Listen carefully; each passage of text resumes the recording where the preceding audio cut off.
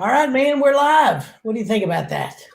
Live and in person, always live. Yeah, Better to you're, be live than the alternative, I say. well, that's a really good way to put it. I have to say this. Well, we're gonna go away for just a few minutes, let some people come on. We'll come back and chit chat a minute, and then get started.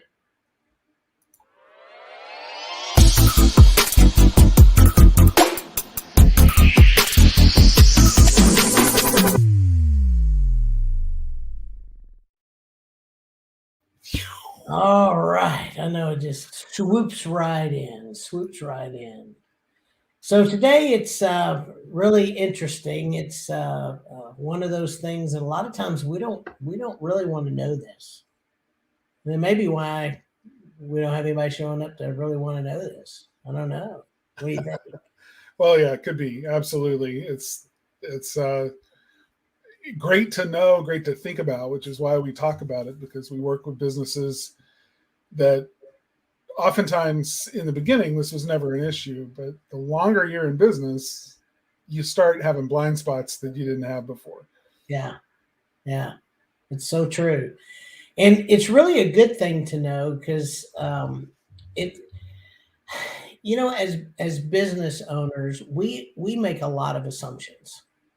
We make a lot of assumptions, and we do that because we shortcut to get to where we're going. I mean, in order to do that, you want to make sure that you're shortcutting and getting to the real stuff and moving on down the road and quick, quick, quick, quick, quick, go, go, go. But the reality is, we do need to know why people stop doing business with us, especially those people that have been with us a while and we return and people are like, yeah, you guys are supposed to do marketing. Well, the reality is this is marketing. Why don't people? It's in order to do your marketing right, you really need to know why people stop doing business with you, or are they okay with your company, but have you done something? I think one of the most interesting conversations I had. It's not been that long ago. We were just talking about. I was talking to a coach in one of the industries that we're in. And one of the things that he said to me, he goes, not everybody likes you. And I was like, really? Are you kidding? What is there not to like? I mean, and he just laughed. And I said, the honest truth is, yeah, I don't expect everybody to like me. And I'm sure that there are people that don't work with us because they don't like me or they don't like you or they don't like us. And that's okay because there are some people that aren't meant to work with companies. But You for can't those have it all the business, yeah, right? yeah, and that's okay. But the reality here is it's really important to know why people may stop doing business with you so that you can change that path. So If we've you, got four things listed here, yeah, and we're going to go over these four things. And I find it curious that price is not one of the four things. isn't that interesting? Never, I mean, we hear it a lot like, oh, I'm so worried. I got competitors moving into my market. They're going to steal all my customers. I have never heard of a happy leaving leaving a business and going with a new incoming business, a competitor that came into the market simply because their price was cheaper. I mean, I'm sure that it happens, but it's never a common thing. Yeah, The reason is because psychologically, human beings have this devil kind of scenario where you stay. If it ain't broke, don't fix it. If I'm working with a company and they're doing a good job for me, I don't need to go find out whether or not this other company might do a good job for me, because why would I risk getting bad experiences when I know that the company I work with gives me good experiences? yeah, I think that's so true. So let's just jump in with number one because I find this is very, very true. And I have stopped doing business with people because of this. And that's strictly apathy. The fact that you feel like they really don't want your business. They just want your money. They don't really care, what you want. They just care what they care about. And as long as you are drinking their Kool-Aid and doing their thing, everything's fine. But as soon as jump out, they just you just realize what they're in it for, and it has nothing to do with you, the customer. So And so a you quit. couple of observations about apathy in most businesses. It's not something you deal with when you first open your doors. Usually for the first 5-6 years of business, you're not apathetic at all. You care, man. You're pouring your blood, sweat, and tears. You're missing soccer games from your firstborn because you're making sure this business is growing. Apathy is not a word that we could use to describe you, but the longer a business goes on, the more we feel like we've been hitting our head against the wall, dealing with difficult customers, and we're just tired, right? Like, it's becoming a bit of a long, hard slog now. And that's when apathy starts to set in. The other thing that causes apathy is a feeling that I know more than my customers, and they're going to try to take 20 minutes to tell me what they think the problem is and what's wrong, when I already know. I could tell as soon as I pulled up in the driveway, and I don't need to hear all of that again, right? So the apathy is a perceived apathy. You may really care about, the doctors have this all the time, right? If you've ever been to a doctor who's really good but doesn't have good bedside manner, and you don't feel heard, like he or she doesn't take the time to like hear what the ailment really is and hear how you're feeling and how you woke up Wednesday morning and then this happened and then all of the details, right? You may perceive it as a doctor who's just not listening to you and is not going to treat you well, even though he already knows because he's seen it 100 times, and he's going to treat you and it's going to be great. I mean, you're going to have a great outcome because he's not taking the time. And that apathy is perceived because they're not taking the time. So those are two insights I think I might offer just as far as why that apathy creeps in. No, I think those are both really good, and I think that's very, very true. And because it's perceived apathy and not real apathy, that's one of the things I think we all have to note in ourselves. Sometimes what people are getting from us is not what we're intending to put out. So I think it's really, really important to kind of stay in tune with those things, so that you understand that the message that you're putting out as an individual or as a business owner is actually being perceived in your community. And so one way to do that is ask questions. I mean, that's a really good way. How did I do? What did you think? I really care about this. At the end of a job, really digging deep and asking those questions and try to find a little bit more information. Because once you start asking those questions of the customer, that alone shows that you care. And I think that's really, really, even if they're technical questions. Yeah. When the doctor says, "Oh, okay, so let me ask you this: did this happen next? And then you found this problem, and I bet you saw this happen, a couple of days later." And you start reading their mail and showing them that you really do know and understand what they're experiencing, what they're seeing, what's happening. Then they begin to trust you more, and that's a customer who really needs to tell you. Start asking them questions, the technical questions that is going to be in their story. Just anticipate what those are. Do it politely and do it empathetically, but you can shorten that story by 20 minutes sometimes. Yeah, and show them that you're not apathetic at all, that you really do care. Yeah, and I do like what Jerry put up. Thanks, Jerry, for that. Glad to see you here. A lack of empathy is a sign of burnout. Yes, it is. And so, so one of the things, if you are starting to lose customers that call you back every year, that may be a time to stop and ask yourself, am I experiencing burnout? Are they picking up from me what I'm putting down, which is I'm tired, I'm exhausted, and I'm burned out.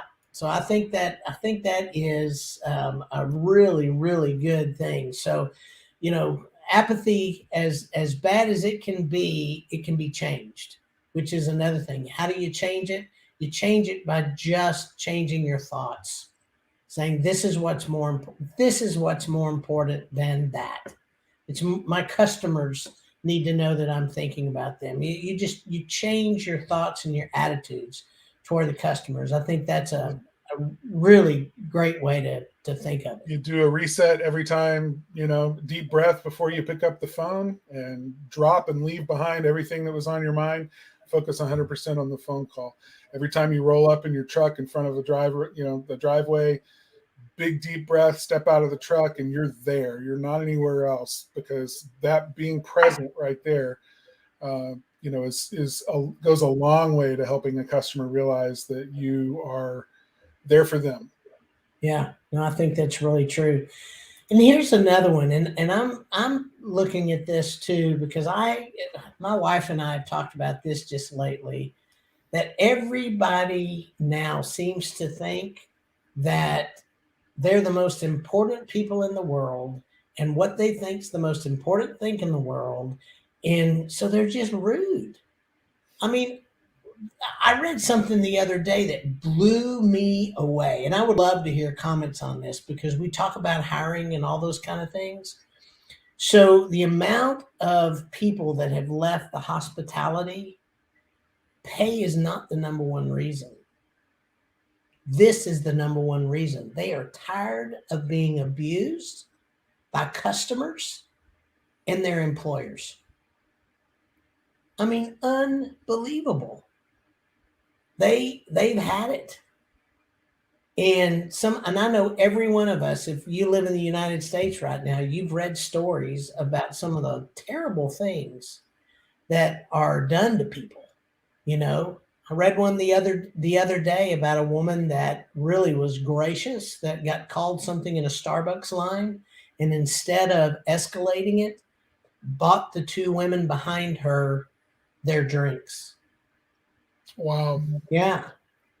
And Starbucks, when she came back in the next day, gave her gifts so she could have free coffee for a while. Wow. So, that a way to de-escalate that. So we kind of are living in a culture right now that just thinks it's okay just to say anything and everything that you want to.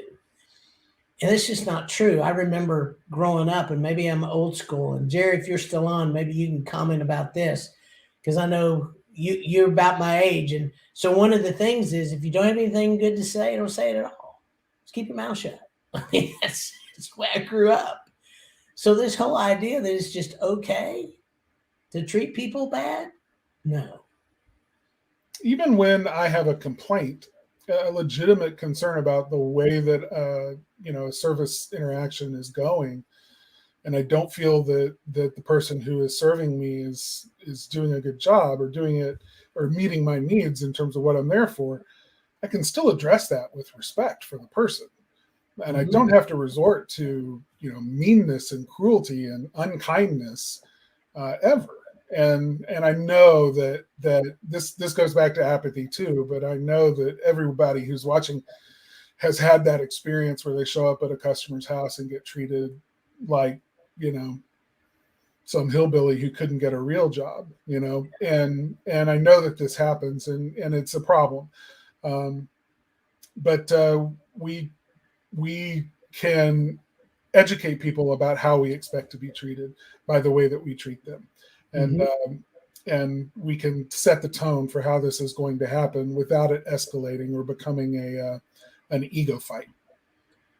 Yeah, and I would say make sure that your employees are treating your customers right. I mean, there may be some role playing, there may be some other things that you can do that really kind of lend itself to them, that they're listening.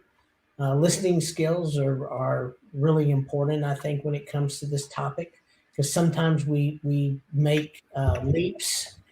We just make some leaps here and there. Oh, I saw you. Sorry, Lou Curly. It's not hillbilly, it's Hill William. Bill William. Thanks, Lou.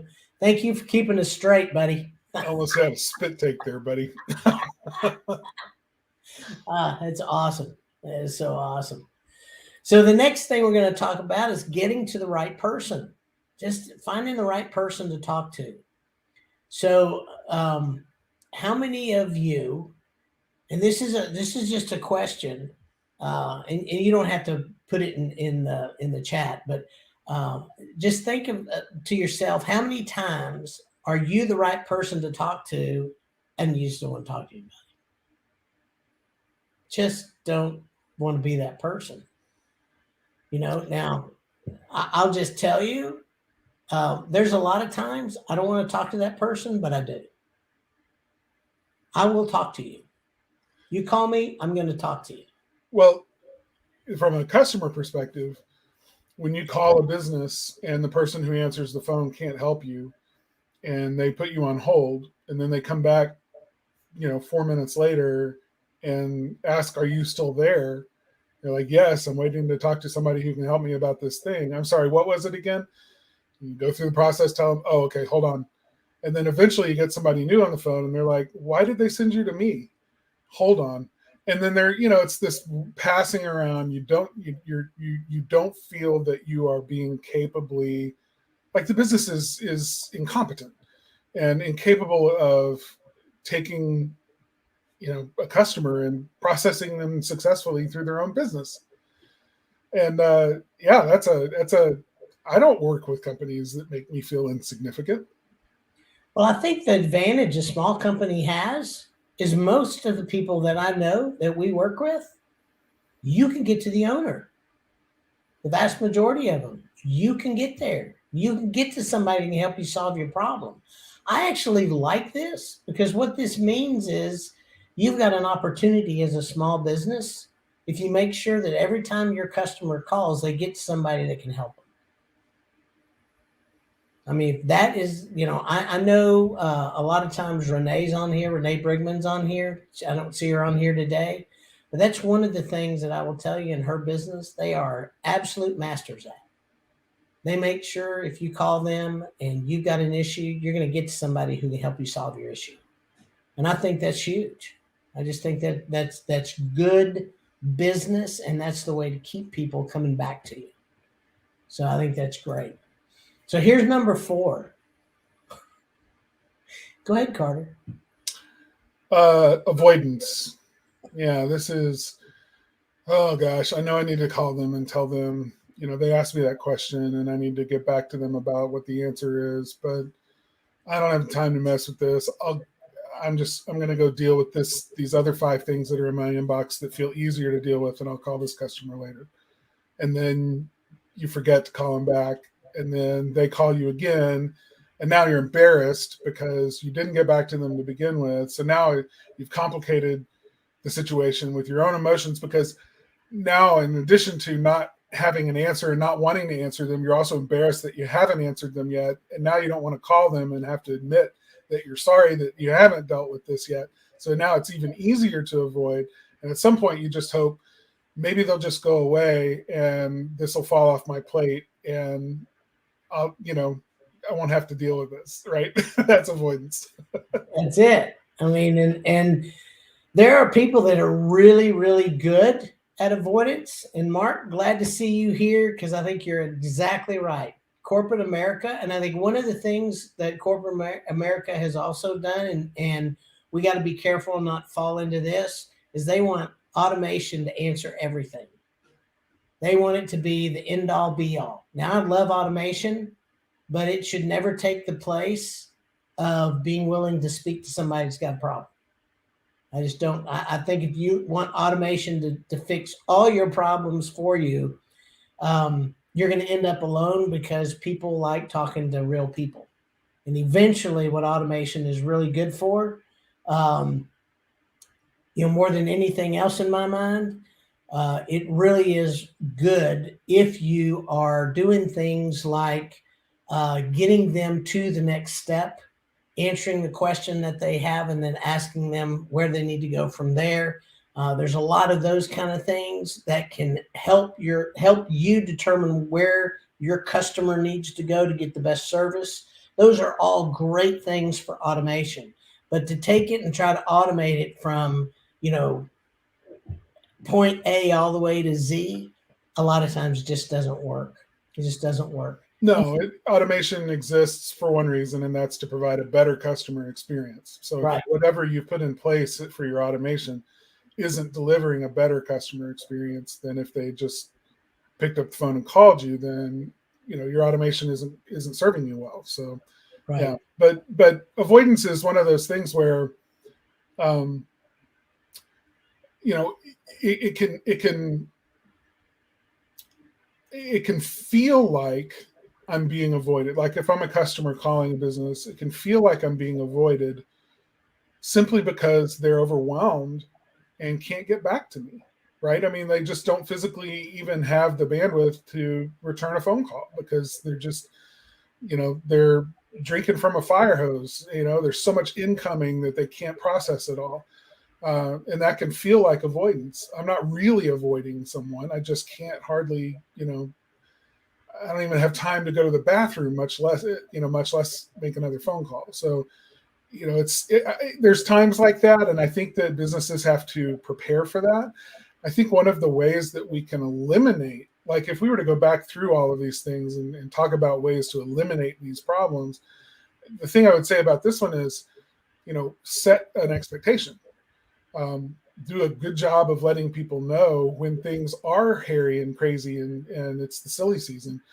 We're not avoiding you. We do sometimes, though, have such a high call volume and so much going on that, that it may take us a little bit of time to get back to you. Please be patient with us, that kind of a thing, so that people just understand. If you're human with other people and let them know it's crazy here, most of the time they'll give you the benefit of the doubt and won't feel slighted if they don't hear back from you, in whatever in their mind is a reasonable amount of time.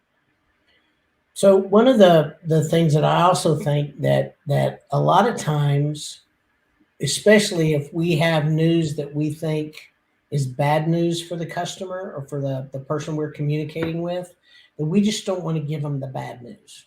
We just don't want to give them the bad news.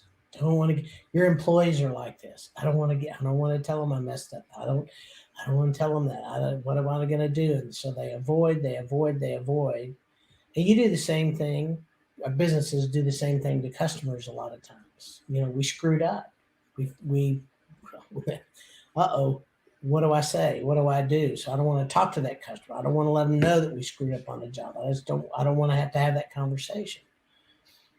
But the reality is when you avoid that conversation and you avoid it and you avoid it and you avoid it, it makes the problem worse. You turn this little molehill into mountains.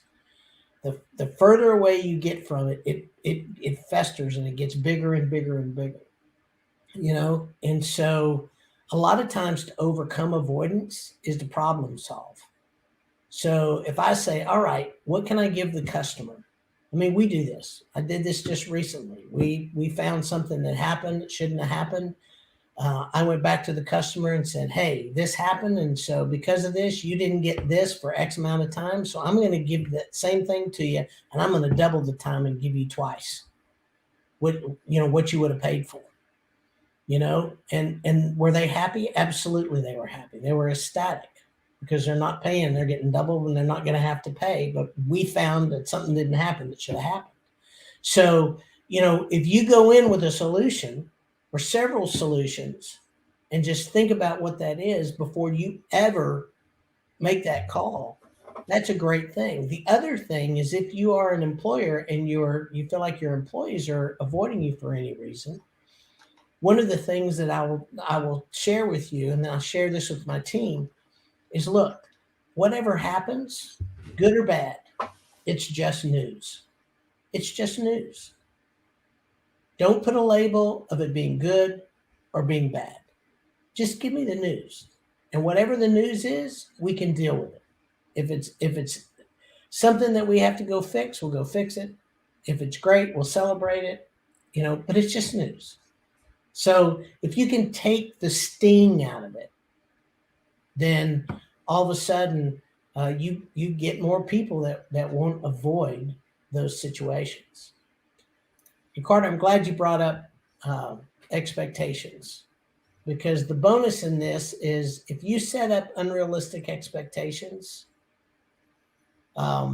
I give you a really good example in my own life. When we first started the renovation at our house, asked the general contractor how long it would take. He said 90 days. I went and told my wife 90 days and she laughed. She said, it won't be 90 days. I said, how long will it be? And she said, well, instead of 3 months, it was probably going to be 5 to 6 months. Guess who was right? My wife, you know. But she stopped the unrealistic expectation. Had I just listened to him, I probably would be really unhappy right now. But she was like, yeah, with all the supply lines and all the stuff going and everybody, yeah, no, this is what it's going to be. And she was right. So, setting unrealistic expectations, especially to get the job, is crazy because all you're doing is setting yourself up to disappoint people. And you don't want to do that. It's not really great. So instead of 4, we gave you 5. Gave you a bonus. So, guys, we really appreciate y'all showing up. Thanks, Mark, Lou, Jerry, for just chiming in. We love you guys. Love that y'all are here every week. And give us a thumbs up or a heart. We'd love to get that as well. Just know that these are now being added to our Spark Live podcast. They can be found on Audible, Spotify, and Apple Podcasts, wherever you get your Apple Podcasts. All that's great. You can also come back to Facebook. Just look up Spark Live, and you should get a whole bunch of them there. You can go back and listen to. And we also replay every one of our lives. Like this week will also be replayed next Wednesday at 6 p.m. Central. And so hopefully you'll get all this information. And that's the way we roll. We want to give you as much information as we possibly can. You're welcome, Mark. Love to see you here. It's great. Next week, we're going to have a really impactful week next week. I would tell you, if you've ever wanted to set up and run a very successful referral marketing campaign, we are going to break it down step by step so that you can set this up for your company. So this is going to be a lot of fun. We've had people ask us about this from time to time and just decided, you know what, let's put something together and share this with everybody about putting up a world-class referral marketing campaign for new customers. I should say for getting referrals from your old customers for new customers. Yeah, that's the way it is. So with that, guys, thank you so much. We stayed under 30 minutes again. I'm so pleased with ourselves. We've done that. We hope you guys have a fantastic week. And I know you're all busy. So we'll see you next week. See y'all.